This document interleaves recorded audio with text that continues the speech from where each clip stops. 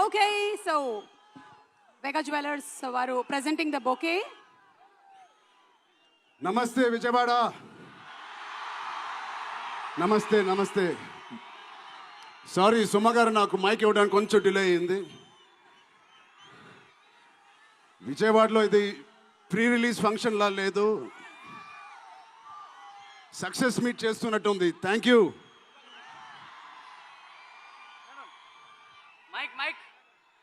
కేశినేని చిన్ని గారికి, దుర్గేష్ గారికి ఇంత గ్రాండ్ సపోర్ట్, ఇంత గ్రాండ్ ఈవెంట్కి సపోర్ట్ చేసినందుకు మీకు, మీ టీం అందరికీ చాలా చాలా థ్యాంక్ యూ సార్. ఇంత షార్ట్ నోట్లెస్ చేసినందుకు.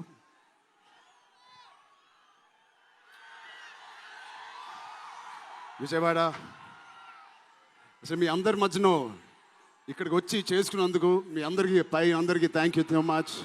చాలాసేపు నుంచి వెయిట్ చేసినందుకు. ఇంత హీట్లో షర్ట్ అంతా మొద్ద అయిపోయింది అందరికీ. బట్ ఈ హీట్ని, ఈ ఎనర్జీని చాలా ఇంతసేపు ఎంజాయ్ చేసాం. విజయవాడలో చేయాలనుకున్నాం. ఎప్పుడైతే డిసైడ్ అయ్యామో నేను సతీష్ గారికి చెప్పాను, ఇది మా లక్కీయెస్ట్ సిటీ. నాన్నగారికి కానీ మాకు ఖైదీ నెంబర్ 150 కూడా ఇక్కడే చేసాం, ఇంద్ర కూడా ఇక్కడ చేసాం. సో ఆ లక్ని కొంచెం మేము ఇంటికి తీసుకెళ్దామని ఇక్కడికి వచ్చాం. మీ అందరికీ, తమ్ముళ్ళకి, ఇక్కడ ఉన్న అన్నయ్యలకి, వచ్చిన అక్కలకి, చెల్లెలకి, మీ అందరికీ పేరు పేరున థ్యాంక్స్. అలాగే టీవీలో చూస్తున్న మా అభిమానులకి, వాళ్ళందరికీ చాలా థ్యాంక్ యూ. సరే, పెద్ది అన్ని విజువల్స్ చూశారు మీరు. పెద్ది ఎన్నో కథలు వింటూ ఉంటాం ఆర్టిస్ట్గా. కొన్ని కథలు విన్నప్పుడు నచ్చుతాయి, కొన్ని కథలు విన్నప్పుడు ఆశ్చర్యపరుస్తాయి. బట్ పెద్ది అనే కథ మాత్రం విన్నప్పుడు ఎక్కడో గుండెలో, నా హృదయానికి చాలా దగ్గరగా హద్దుకుని ఉన్న ఒక కథ. ఇలాంటి కథ మా నాన్నగారు చెప్పినట్టు 10 సంవత్సరాలకు ఒకసారి వస్తుందేమో ఇలాంటి కథ. అలాంటి కథ నాకు వచ్చినందుకు ఫస్ట్లీ నా సుకుమార్ గారికి, బుచ్చిబాబు గురువు గారికి నేను మనస్ఫూర్తిగా థ్యాంక్స్ చెప్పుకుంటున్నాను. నా దారిలో, నా ఈ సినిమా జర్నీలో నాకు ఇలాంటి ఒక కథ ఇచ్చినందుకు. ఇది నా లైఫ్ లాంగ్, నా సినిమా లైబ్రరీలో వన్ ఆఫ్ ద టాప్ ఫిల్మ్స్గా నిలిచిపోతుంది. పెద్ది చాలా చేసింది, నన్ను వ్యక్తిగతంగా ఒక మంచి దారిలోకి మార్చింది. ఒక యాక్టర్గా నాకు చాలా సాటిస్ఫాక్షన్ ఇచ్చింది. Love you. అలాగే ఇది నాకు బుచ్చి గారు చెప్పినప్పుడు ఇది ఒక సినిమా స్టోరీ లాగా చెప్పలేదు, ఒక వ్యక్తి జర్నీ లాగా, ఒక ప్రయాణం లాగా ఒక కథ మొత్తం నరేట్ చేశారు నాకు. ఇది మామూలు సబ్జెక్ట్ కాదు, ఇది ఎగిసిపడే ఒక మనిషి కథ కాదు. కిందకి పడిన మనిషి లేచి ఎలా నించుంటాడో అలాంటి కథ ఇది. అందరూ కష్టం గురించి మాట్లాడుతున్నారు. అరే, ఇలాంటి కథ కోసం కాకపోతే ఎప్పుడు కష్టపడతామండి? కష్టంతో చేసిన పని కాదు, చాలా ఇష్టంగా, ప్రేమతో చేసిన పని. ప్రతిరోజు లెగిసి పొద్దునే షూటింగ్ ఎప్పుడు వెళ్ళాలా, జిమ్ చేసి షూటింగ్ ఎప్పుడు వెళ్ళాలా అని అనిపించిన one of the rarest films నాకు. బహుశా ఒక మగధీర కనిపించింది, రంగస్థలానికి కనిపించింది, RRR కనిపించింది, మళ్ళీ నాకు పెద్దిగా అనిపించింది. అలాంటి భావం, అలాంటి ఒక ఎక్స్పీరియన్స్ ఇచ్చిన మా బుచ్చిబాబుకి స్పెషల్గా థ్యాంక్స్ చెప్పాలి. బుచ్చిబాబు ఇది నాకు కథ నరేట్ చేసి ఇంట్లో నిజంగా చాలా ఆశ్చర్యపోయిన, తన బుర్ర ఎలా పనిచేస్తుందో అని. ఇంత అద్భుతంగా రాసి పెట్టుకోండి. ఇండియాలో నంబర్ 4 or 3 టాప్ డైరెక్టర్స్లో బుచ్చిబాబు పేరు ఉంటుంది ఫ్యూచర్లో.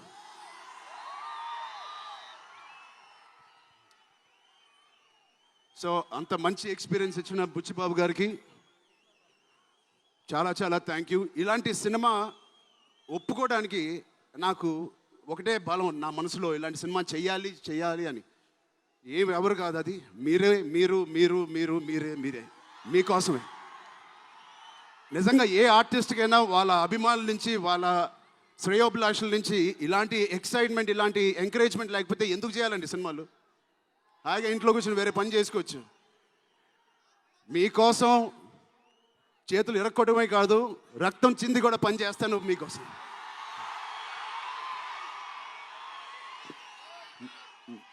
మిమ్మల్ని ఎంటర్టైన్ చేయడం ఒక పిచ్చా, లేకపోతే సినిమాలో మంచి సినిమా చేసి మీకు ఏదైనా ఇవ్వాలని ఒక పిచ్చా నాకు తెలియదు. నాన్నగారి కొడుకు పుట్టినందుకు, కళ్యాణ్ బాబాయ్ గారు ఉన్నందుకు ఇంట్లో ఇది తప్ప నాకు ఇంకేం తెలియదు. బహుశా ఇంకోటి తెలుసుంటే ఇలా ఇంత పెద్ద ఆర్టిస్ట్ నేను ఒక ఫీల్డ్లో అయ్యేవాడిని కాదు. నాకు తెలిసిందల్లా సినిమా సినిమా సినిమా. సో నేను చనిపోయే వరకు మిమ్మల్ని ఎంటర్టైన్ చేస్తూనే ఉంటాను, అది రాసి పెట్టుకోండి.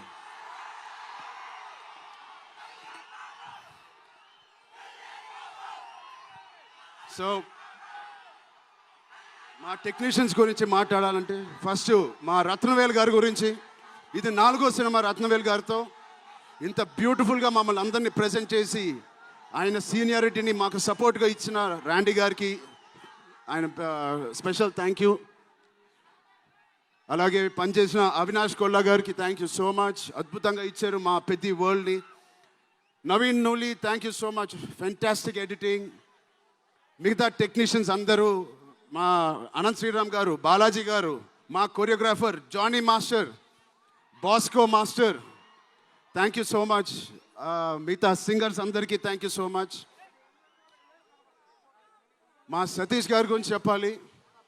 మొదటి సినిమా ప్రొడ్యూసర్ లాగా కాదు, ఒక 50 సినిమాలు తీసిన ప్రొడ్యూసర్ లాగా ఆయన దీనికి పనిచేశారు. ఆయన ఒక పెద్ద కన్స్ట్రక్షన్ కంపెనీకి యజమాని. దాంట్లో కూడా ఒక నంబర్ 1 స్థాయిలో ఆయన ఎదుగుతూ వెళ్తున్నారు. ఆయనకి ఏం పని ఇచ్చినా ఇంత చిత్తశుద్ధితో, ఇంత డెడికేటెడ్గా చేయలేదు. ఆయన చేస్తారు.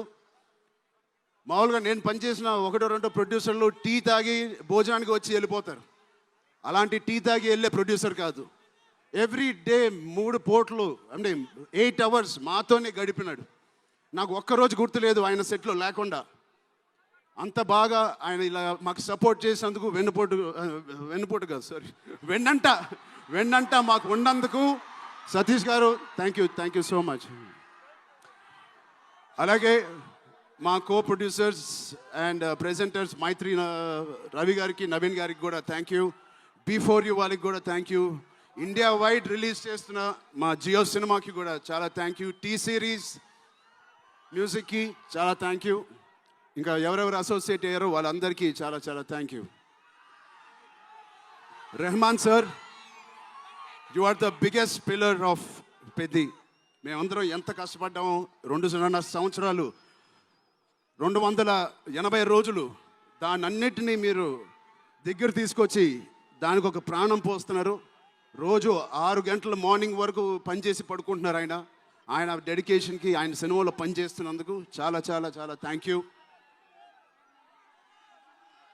ఏంటి విజయవాడ,